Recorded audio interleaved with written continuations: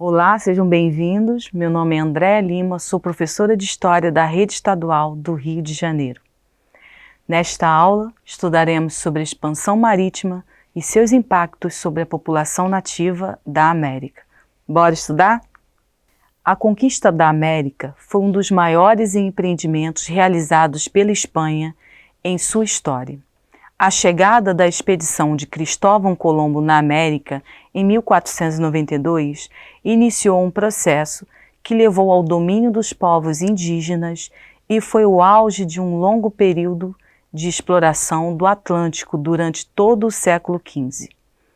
O objetivo inicial de Colombo era alcançar a Ásia, chamada de Índias.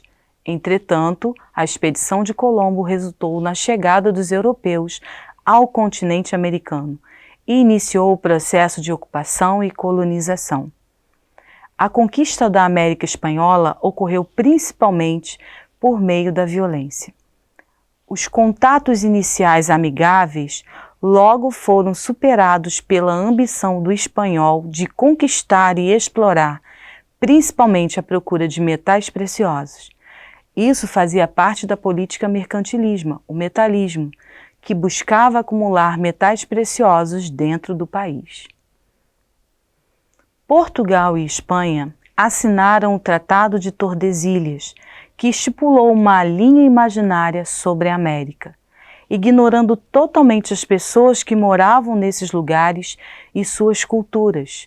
Ficou estabelecido que as terras descobertas a oeste da linha fossem nomeadas como posse da Espanha, e as terras descobertas a leste fossem nomeadas como posse de Portugal. Nas terras que foram consideradas espanholas pela Igreja, estavam duas grandes civilizações, astecas e incas. Essas civilizações eram conhecidas pelo avançado estilo de vida, possuindo um largo conhecimento sobre inúmeros assuntos, além de possuírem grandes construções e formarem sociedades extremamente complexas e organizadas. A história nos conta a vitória dos espanhóis sobre os nativos, à custa de extermínio destes. Na maioria dos casos, os espanhóis lutaram em cenários extremamente adversos, pois estavam em um número considerado inferior aos dos nativos. Apesar disso, existem motivos que ajudam a entender a vitória dos espanhóis. Doenças. O contato dos nativos com doenças trazidas pelos europeus foi mortal. A varíola, principalmente, dizimou vilas e tribos inteiras, de maneira epidêmica e fulminante. E a superioridade de armas. As armas utilizadas pelos espanhóis eram notadamente superiores, pois as armaduras de metal dos espanhóis garantiam importante proteção, além do uso de espadas, bestas, arcabuzes e etc. E as alianças?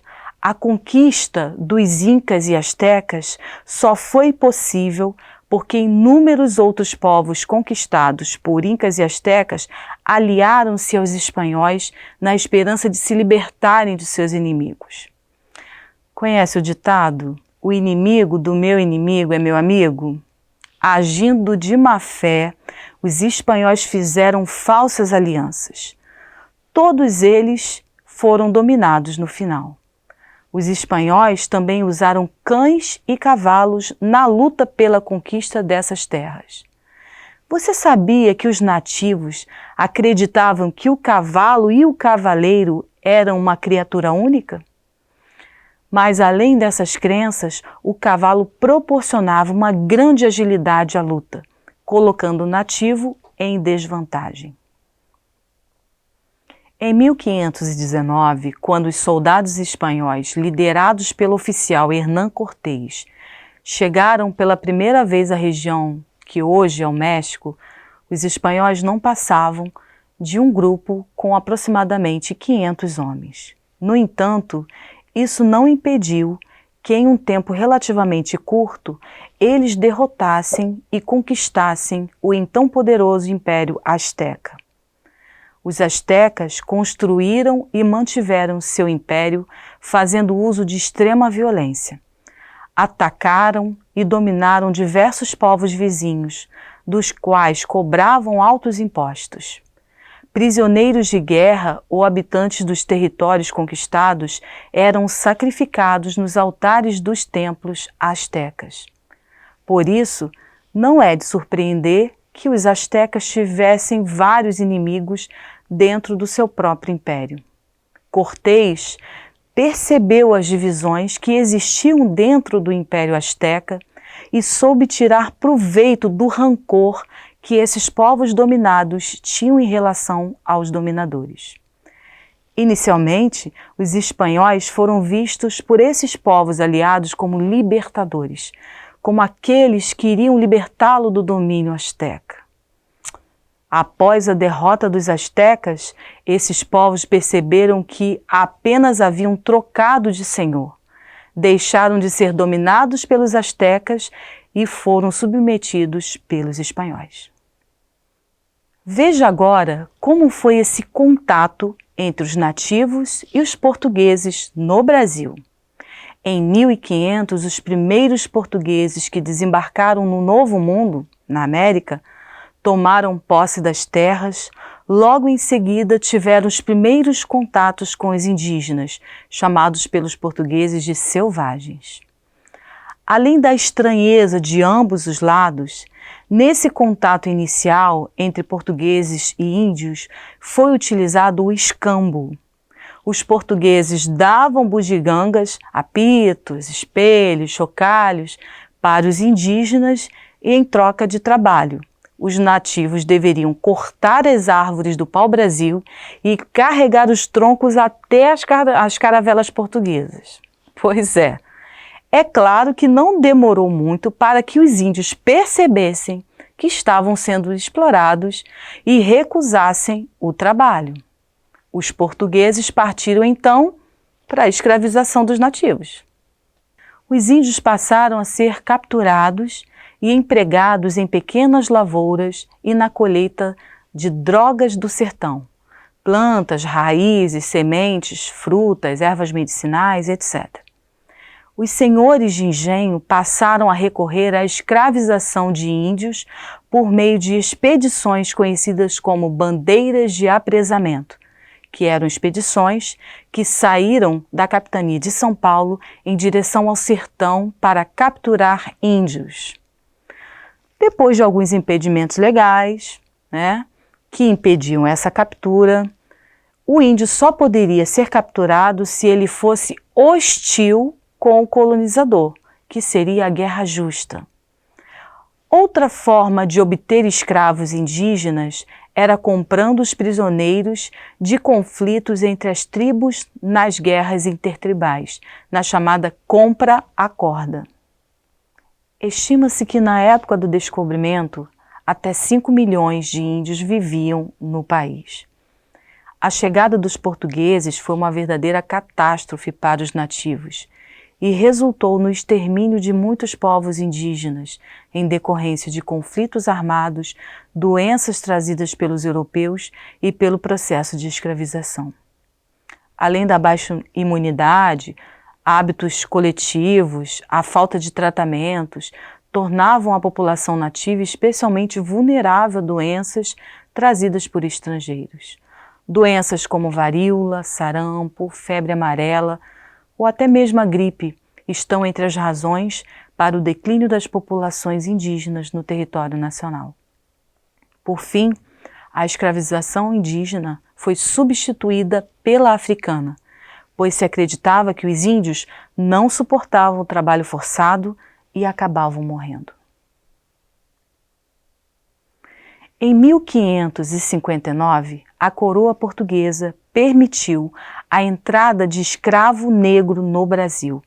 Então começaram a trazer escravos africanos para trabalhar nas lavouras dos senhores. Os escravos eram trazidos para o Brasil em navios pequenos. Cada embarcação trazia 400 escravos acorrentados uns nos outros, com péssima alimentação e higiene pessoal. Normalmente, morriam 20% dos escravos nos navios que vinham para o Brasil, e isso fez com que os navios fossem chamados de navios tumbeiros. Quando morria um escravo no navio, eles jogavam no mar ou deixavam junto com os outros escravos. Na maioria das vezes, os escravos mortos passavam doenças para os outros. Quando chegavam no Brasil, eles eram vendidos iguais a objetos para os senhores. Você já deve ter ouvido a expressão saudade que mata. Pois bem, ela mata mesmo e tem nome, banzo. Pode-se falar que banzo é o sinônimo de depressão. Era como se chamava o sentimento de melancolia em relação à terra natal. A saudade e os maus tratos faziam com que os negros não quisessem mais viver. A resistência dos escravos foi uma resposta à escravidão, que foi uma instituição presente na história do Brasil ao longo de mais de 300 anos.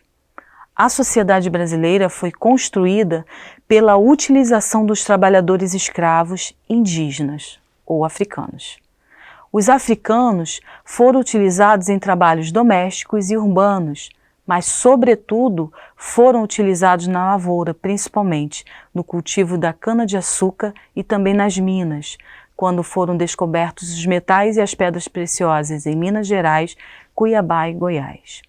Dentre as diferentes formas de resistência dos escravos, podem ser mencionadas as fugas coletivas ou individuais, as revoltas contra feitores e seus senhores, a recusa em trabalhar, a criação de quilombos, suicídios, abortos e sabotagens na produção. Bem, seja você um afrodescendente ou não, o que importa é que todos fazemos parte dessa história. Ficamos por aqui. Obrigada por sua companhia e tchau.